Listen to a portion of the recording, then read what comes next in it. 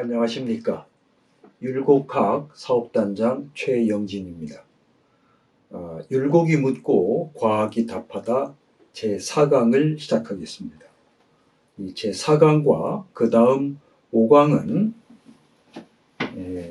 우주와 인간이라는 주제를 가지고 말씀드리도록 하겠습니다.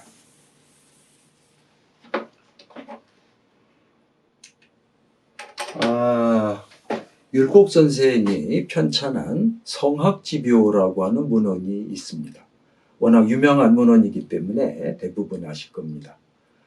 이거는 일종의 제왕학의 교과서로서 육아경전과 성리학의 아주 중요한 핵심적인 문헌들이 망라되어 있습니다. 그리고 여기에 대한 율곡 선생의 설명이 붙어 있는 책이죠. 그 성학지묘 제2입니다. 그러니까 율곡전서 권이십의 성학지묘이 38면에서 43면에 보면 주도니, 이른바 우리가 주염계라고 보통 하죠. 주염계에 태극도설이 실려 있습니다. 이 주도니의 태극도설은 송대 성리학의 출발점을 알리는 아주 중요한 문헌입니다. 여기에는 우주의 성립, 그리고 인간의 문제, 또 도덕의 문제, 이런 그 육아의 핵심적인 내용들, 유학뿐이 아니라 우리의 어떤 지적인 대상이 되는 문제들에 대한 내용들이 체계적으로 기술되어 있습니다. 그렇기 때문에 이 태극도설에 대해서는 많은 학자들이 주석을 했습니다.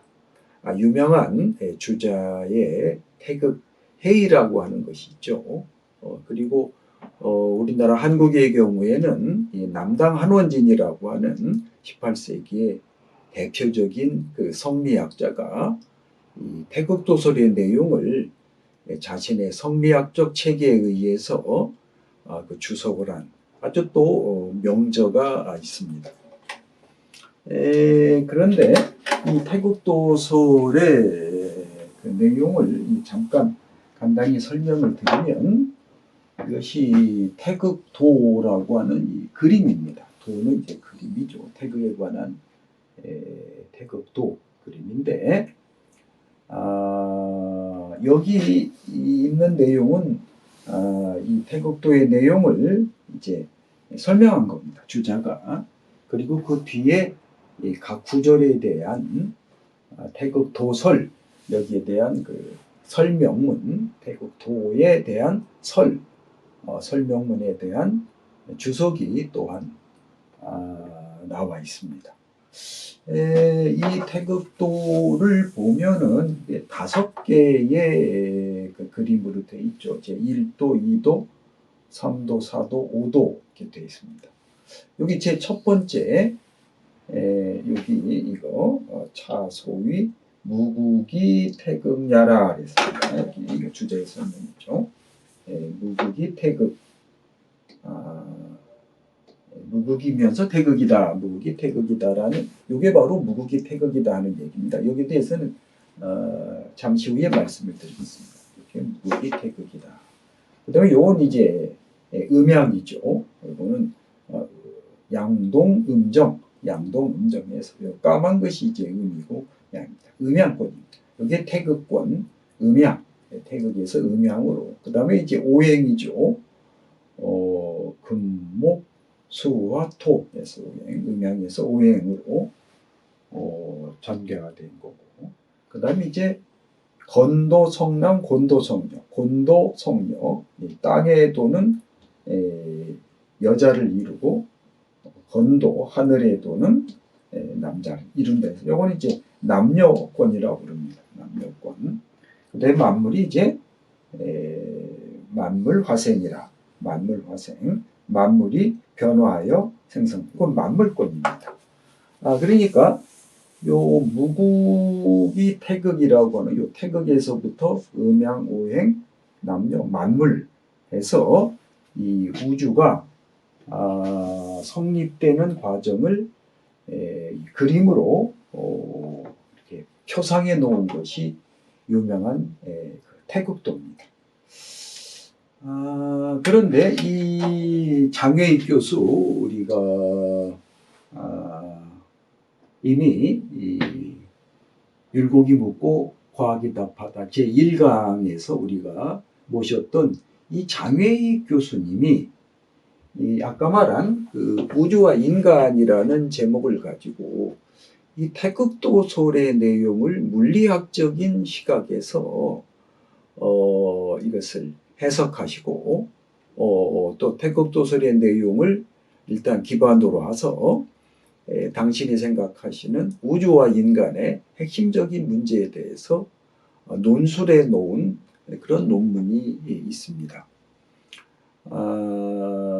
이 논문은 원래 네이버에서 주최하는 열린연단에서 강연하셨던 건데 제가 마침 토론자로 초청이 되어서 여기에 참여할 수 있게 됐습니다. 저는 그때 깜짝 놀랐습니다.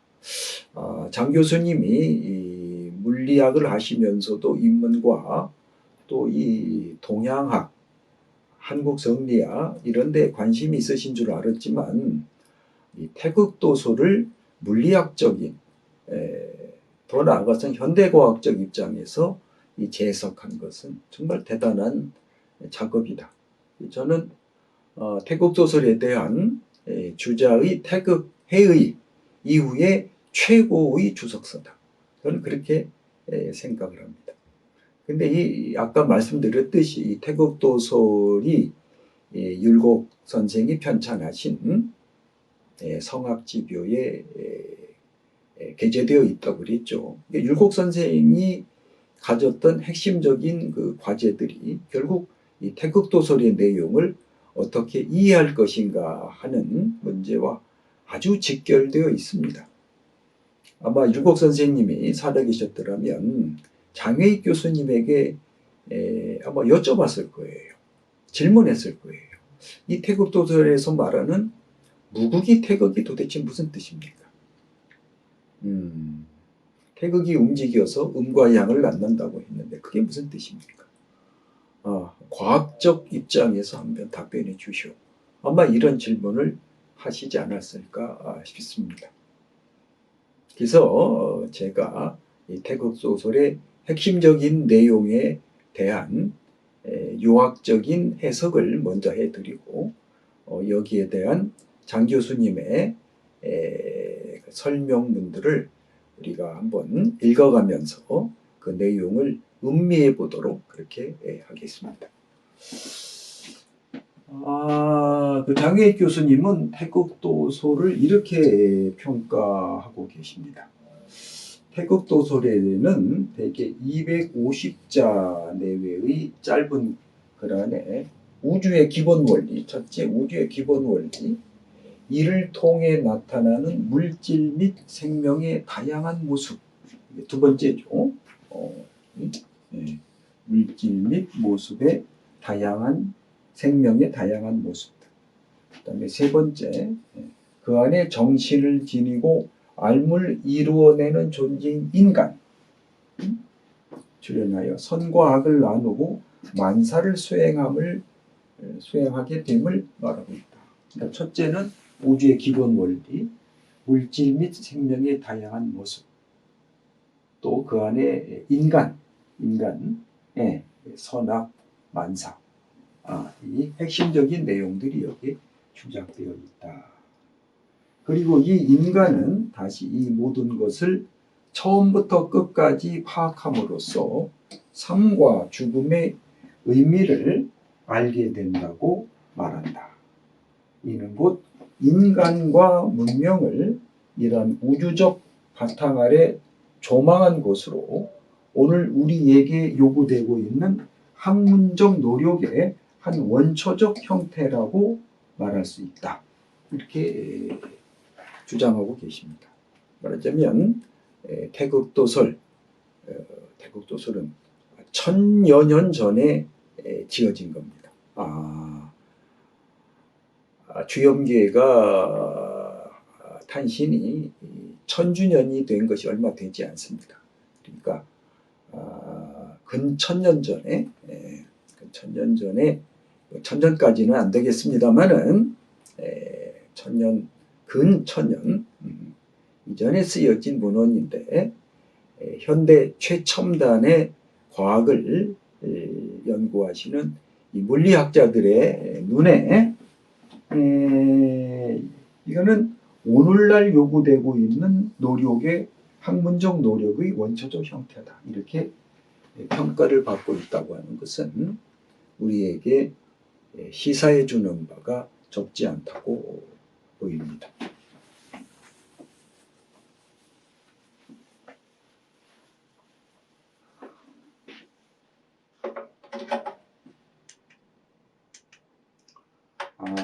이 태극도설의 전체적인 내용을 장 교수님이 요약한 겁니다. 아주 요약을 잘 하셨어요. 물론 약간의 문제가 있긴 합니다만, 또 혼돈이면서 대칭이다. 이거는 무국이 태극을 이렇게 해석하신 겁니다. 무국을 혼돈, 태극을 대칭, 이렇게 하셨습니다. 근데 이것은 이제 성리학적 입장에서 보면은 이것은 좀 성리학적 입장에서 말씀드리는 겁니다. 과학적 입장이 아니고, 보면은 이것은 좀 약간 문제가 있습니다. 이 대칭이라고 하는 것은 이건 음양입니다. 대칭은 음양이고, 이 태극은 대칭이 존재할 수 있는 한의 존재 근거, 대칭의 근거라고 이렇게 말할 수가 있는 거죠. 어쨌든 장 교수님은 이렇게 해석을 하셨습니다.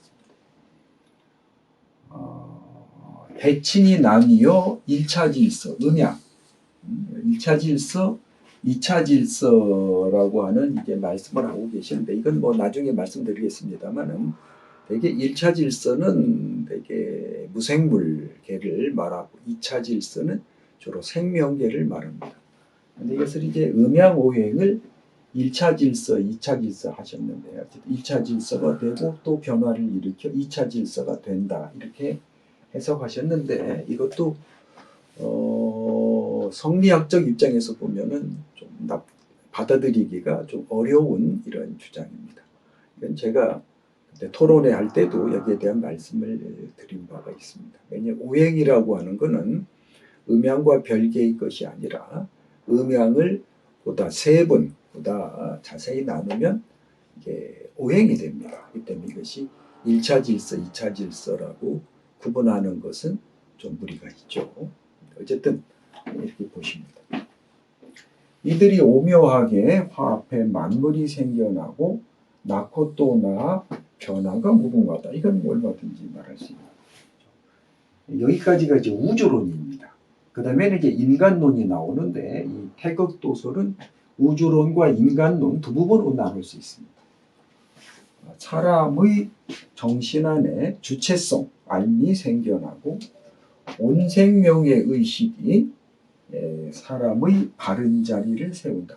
여기 온 생명이라고 하는 용어가 나오는데, 이거는 장 교수님이 창출해내신 하나의 학술 용어입니다. 굉장히 중요한 학술 용어입니다. 저는 장 교수님의 온생명론, 온생명 철학이라고 할까요? 는 현대 한국 학술사에 있어서 매우 중요한, 아주 획기적인 이런 이론이다. 저는 그렇게 생각합니다. 그 장 교수님의 그 하나의 철학, 하나의 과학 철학이라고 할까요? 장 교수님의 철학 사상의 핵심을 이루는 용어. 물론 제가 철학을 하는 입장이니까 장 교수님의 철학 사상이다, 이렇게 말씀을 드린 건데, 장 교수님 사상의 핵심을 이루는 그 키워드가 바로 이 온생명이라고 하는 경우입니다. 여기에 대한 설명은 또 나중에 드리도록 하겠습니다. 임금은 이제 바른 자리. 바른 자리를 지키면 길하고 어기면 흉하다. 이건 일종의 규범적인 문제죠. 규범. 이치의 고리를 연결하니 삶과 죽음의 실상이 보인다. 이치의 고리를 연결하니 삶과 죽음의 실상이 보인다. 이것은 원래 주역에 나와 있는 그 삶과 죽음의 문제, 삶과 죽음의 문제에 대한 주역의 구절을 태국도설에서 인용하고 있는데 그 구절을 이렇게 설명하신 것입니다. 생사, 죽고 사는 원리를 알 수 있다라고 하는 내용을 이렇게 설명하십니다.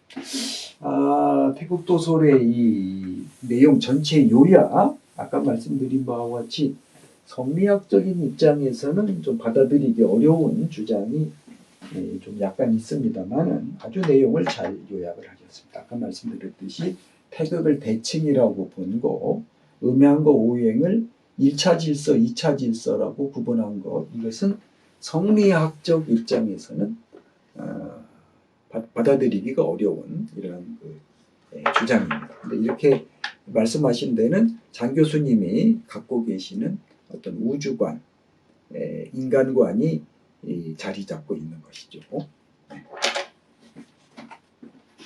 자, 이 태국도설 제 첫 구절,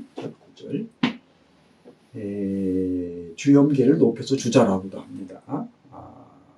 여기 첫 구절에 보면은 이 태극권인데 아까 말씀드린 무국이 태극이다. 무국이 태극이다. 이것을 어떻게 설명할 것이냐. 무국 여러 가지 주석이 있습니다만 가장 표준적인 주석은 무국이면서 태극이다. 무국이면서 태극이다. 근데 여기 주어가 빠져 있어요. 뭐가 무국이면서 태극이냐라고 하는 이 주어가 빠져 있는데 주어는 아까 태극도설에 있는 맨 첫 구절이 동그라미입니다. 이 동그라미는 우주의 궁극적 실체죠. 우주의 궁극적 실체.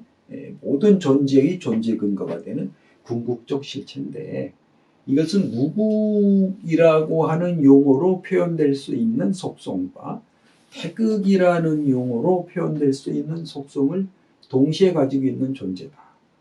이렇게 볼 수가 있습니다.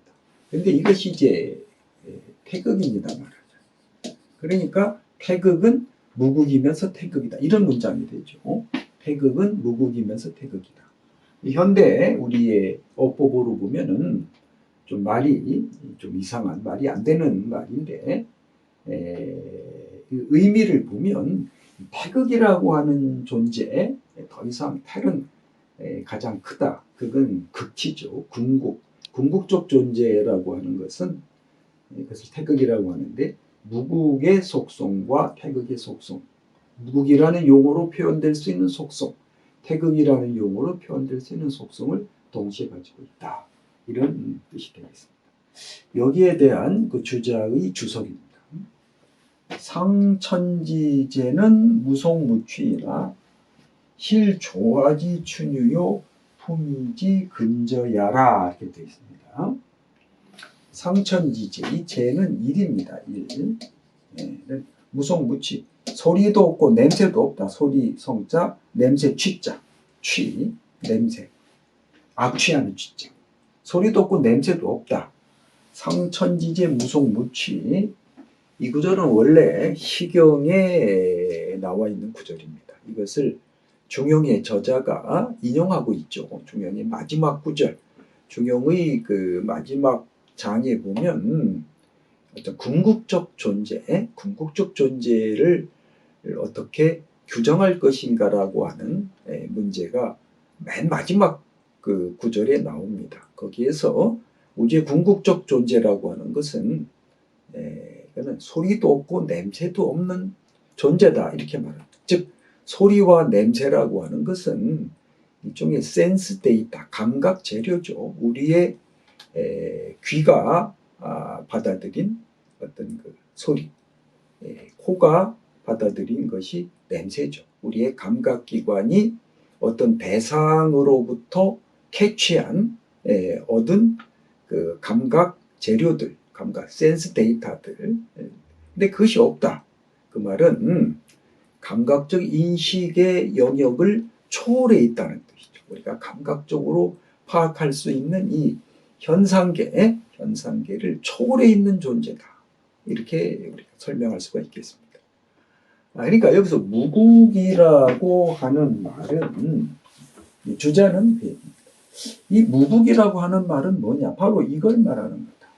소리도 없고 냄새도 없는, 즉 초월적 존재, 현상계를 초월해 있는 존재, 우리의 감각기관을 가지고는 인식할 수 없는 초월적 존재다라는 의미로 무국이라는 용어를 썼다는 것입니다. 그렇지만 실질적으로 조화의 준유는 가장 중추가 되는 것입니다. 조화, 만들고 모든 만물을 만들어내고 변화시키는 아주 중추, 가장 중심, 가장 중추가 되는 것이고, 품휘, 이걸 휘라고 하는데, 품휘는 모든 존재하는 것들입니다. 모든 존재하는 것들의 근저, 뿌리다. 모든 존재하는 것들의 뿌리다. 이 얘기입니다. 모든 것, 실질적으로 모든 것을 만들어내고 변화시키는 가장 중심축이고 모든 사물들의 뿌리가 되는 것이다. 뿌리가 있어야 그 위에서 가지가 나무, 기둥나무 줄기가 올라가고 가지가 뻗고 이파리가 맺고 꽃이 피고 열매가 맺지 않습니까? 뿌리는 보이지 않죠. 그러니까 이 궁극적 존재라고 하는 것은 보이지도 않고 들리지도 않고 냄새 맡을 수도 없는 존재지만 모든 존재하는 것들이 존재하고 운동할 수 있는 그런 하나의 중심축, 모든 것의 중심축, 모든 것의 가장 근본, 이것이 바로 태극이다. 그래서 태극이라고 하는 말은 이것을 태극이라는 용어로 표현한 것이다. 이렇게 봅니다. 그렇기 때문에 무국이 태극이라 하니 비아니다. 태극지 외에 부유무국이라. 태극 이외에 다시 무국이 있는 것은 아니다. 이렇게 봅니다. 다시 볼까요? 상천의 일은, 즉 하늘의 일은 소리도 없고 냄새도 없지만 실질적으로 조화의 중심축이고 만물의 뿌리가 되는 것이다. 그러므로 무국이 태극이라고 하였으니 태극 이외에 다시 무국이 있는 것은 아니다. 이렇게 면제황시라고 하는 말, 이것은 이제 율곡 선생이 뽑아놓은, 즉 선별한 주석입니다. 무국이 태극은 무형이 지형이다. 형체가 없지만 지극한 형체가 있는 것이고, 무방이 대방, 어떤 방소가 없지만 큰 그 방소다. 이렇게 말합니다. 이를 주자는 무형이 유리다. 여기 무형이 유리, 이렇게 주석을 한 경우도 있습니다. 무형이 유리, 형체는 없지만 이치가 있는 거, 형체가 없지만 이치가 있는 거. 태극이라는 것은 바로 모든 좋아하는 것들의 중심축, 만물의 뿌리가 되는 것이 바로 태극입니다. 이렇게 보는 것이 가장 기본적인 입장입니다. 성리학자들의. 자, 그러면 여기에 대해서 이 장 교수님은 어떻게 설명을 하고 계시냐. 현대 우주론에 따르면 우리는 대략 180억 년 전, 이른바 빅뱅, 큰 폭발이죠. 라고 하는 급격한 팽창과 함께 출현했다. 이렇게 말합니다. 빅뱅, 급격한 팽창이라고 합니다. 이 최초의 순간이 그럼 어떤 순간이었을까? 138억 년 전. 거기는 공간 자체를 포함하여 모든 것이 하나의 점에 집결되어 있어서 하나의 점에 이 최초의 우주가 대폭발한 것은 하나의 점. 그 안에는 구분 가능한 그 어떤 것도 존재하지 않았다. 그러니까 어떤 구분할 수 없는, 그야말로 이제 혼돈이라고 볼 수 있을까요? 이것을 이제 장 교수님은 무국의 의미로 무국을 이렇게 이해를 하신 것입니다. 그러나 그 안에는 앞으로 질서가 되고 현상을 이루게 될 모든 소재의 원형이 전혀 분화되지 않는 형태로 잠재되어 있었다. 모든 것들이 이루게 될 모든 소재 원형이 있었다. 이것을 이제 장 교수님은 무국이 태극의 의미로 보신 것 같아요. 이것은 온전한 혼돈, 또 완전한 대칭, 완전한 혼돈이면서 대칭이다 라고 말할 수도 있을 것이다. 이를 일로 무국이면서 태극이라고 부른다면 나름대로 적절한 표현이 될 수 있다. 자, 무국이 태극에 대한 아주 참 획기적인 또 탁월한 해석이라고 생각됩니다. 제가 앞에서 이 대칭이라고 하는 것은 태극이 아니고 그건 음양이고 대칭을 넘어서 있는 하나의 궁극적인 존재가 태극이다 이런 말씀을 드렸는데 학산 이종호 선생님이라고 계셨습니다. 학산 이종호 교수님, 충남대학교 총장까지 역임하신 우리나라 동양철학계의 아주 큰 어른이셨죠. 저희 은사이신 유승국 교수님의 은사, 유승국 교수님이 가장 존경했던 학자가 이제 이종호 학산, 혹은 학산이십니다. 이제 그분한테 제가 주역을 배울 때 태극이라고 하는 것은 음양의 완전 조화체다. 음양이 완전 조화. 그러니까 현실 세계에서는 음양이 완전 조화라는 게 있을 수가 없죠. 이거는 어떤 이념의 세계에서나 그게 태극이다 이런 말씀을 하셨는데 이제 그분은 성리학적 입장이 아니고 되게 정역이라고 하는 것이 있습니다. 정역이라고 하는 것이 있는데 그 정역적 입장에서 태극을 보신 건데 어쨌든 음양의 완전 조화체가 태극이다 이런 말씀하셨는데 여기에 나와 있는 완전한 대칭이 태극이다. 이것은 학산 선생님의 말씀과 좀 통하지 않을까 그런 생각합니다. 근데 유사한 표현이 있습니다. 이것도 주자가 한 말인데 이 무국이 태극이란 말은 뭐냐? 충망무짐한데 만상이 사면이거라. 충망이란 말은 텅 비어있다. 아무것도 없다는 얘기입니다. 이 짐은 조짐입니다. 아무런 조짐이 없어. 텅 비어 있어서 아무것도 텅 비어 있어서 아무런 조짐이 없는데 만상 모든 것의 형상이 사면은 아주 빽빽하게 이미 갖추어져 있다. 이게 바로 무국이 태극의 의미다 이 얘기입니다. 충망무짐, 텅 비어서 아무런 조짐이 없는데 모든 형상이 아주 빽빽하게, 아주 꽉 차 있다는 겁니다. 이미 갖추어져 있다. 그것과 상당히 유사한 통하는 그 주장이라고 생각됩니다. 장 교수님이 이 구절은 아마 안 보신 것 같아요. 안 보신 것 같은데 장 교수님의 이 말씀을 우리 성리학자들의 주석에서 찾는다면 이 주석이 되지 않을까 생각합니다. 자, 무국이 태극에 대한 해석은 참으로 다양합니다. 그걸 어떻게 해석할 것이냐. 무국이면서 태극이라고 보통 합니다만은 무국이지만 태극이다. 무국인 동시에 태극이다. 뭐 여러 가지 해석이 있습니다. 네, 이 구절에 대한 장 교수님의 이 해석, 현대 과학적 해석은 무국이 태극에 대한 해석에 새로운 장을 열어준 해석이 아닐까 그렇게 생각을 합니다. 무국이 태극 그 다음 구절입니다. 음양꽃이라고 아까 말씀드렸죠. 태극동이 생양이라. 태극이 움직여서 양을 낳는다. 동국하면 정하야 이 생음이라. 움직이는 것이 극한에 도달하면 고요해져서 음을 낳는다. 또 정극하면 부동이라. 고요한 것이 지극해지면, 즉 정지한 것이 지극해지면 다시 움직인다.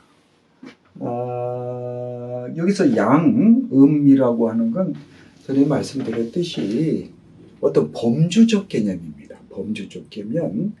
이 세상에 존재하는 모든 것들은 음적인 범주와 양적인 범주, 두 개의 범주로 나눌 수가 있죠. 이를테면 낮과 밤, 하늘과 땅, 강한 것과 부드러운 것, 오른쪽과 왼쪽, 남녀, 이렇게 두 범주로 나눌 수가 있습니다. 그러니까 태극이라고 하는 궁극적 존재에서부터 두 개의 범주가 성립된다, 이렇게 볼 수 있겠죠. 움직임이 극한에 도달하면 이거는 극적반이라고 하는 원리입니다. 모든 것이 극한에 도달하면 반대로, 극한에 도달하면 오히려 반대로 돌아온다 하는 겁니다. 일동정. 일동일정이 호위기분하여 분흥분흥하여 양의 이번이라. 하나의 움직임과 하나의 정지됨이 호는 서로입니다. 그 뿌리가 되어 분흥분양, 음양으로 나뉘어 양의는 두 개의 짝입니다. 정립된다. 이거는 주역에서 말하는 이 양요와 음요를 말합니다. 양요와 음요. 이거는 음양을 기호화한 것이죠. 양이라고 합니다. 원래 주역 원문은 역유태극하니 희생양이라.